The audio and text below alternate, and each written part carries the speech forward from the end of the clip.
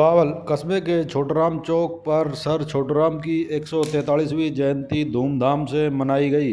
किसान नेता रामकिशन महलावत ने बताया कि छोटूराम किसी जाति धर्म के नहीं थे, महापुरुष सभी लोगों के होते हैं और उनके पदचिन्हों पर चलकर हमें प्रेरणा मिलती है। उन्होंने कहा कि सर छोटूराम ने हमेशा गरीब, बेबस, लाचार किसानों, मजदूरों के लिए आजीवन काम किया। उनके देश और प्रदेश में किए गए कार्यों को सदा याद रखा जाएगा।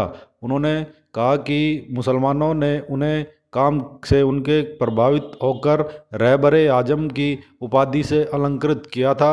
चौधरी छोटूराम के कारण ही किसानों को ज़मीन का मालिकाना हक मिला।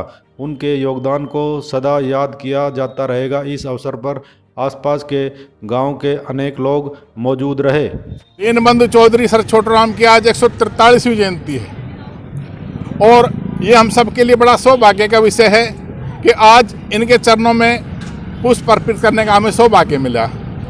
दीनबंधु चौधरी छोटूराम केवल किसानों के नहीं, किसी वर्ग और जाति के नहीं, बल्कि पूरे देश के ऐसे दीनहीन के नेता थे जिन्होंने आम जनता को, जिन्होंने मजलूमों को एक आवाज़ दी और उनको काफ़ी राहत पहुँचाने का काम किया। आज उनके हम ऋणी हैं और उस ऋण उनसे उन्मुक्त होने के लिए आज हम उनके चरणों में पुष्प अर्पित किया है। उनकी शिक्षाओं को हम यदि ध्यान में रखें तो आज बड़ी प्रासंगिक है उनकी शिक्षाएं।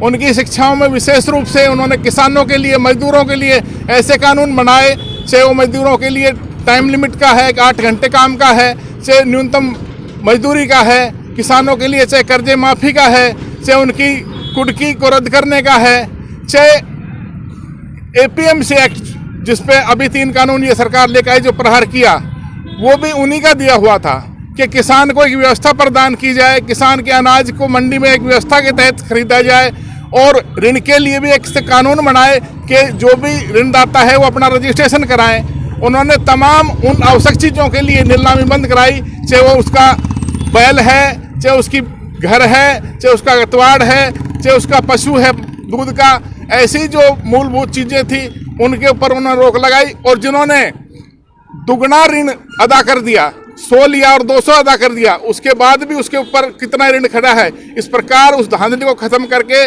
और काफ़ी उन्होंने किसानों को राहत दी और उनको कुर्की से मुक्त कराया।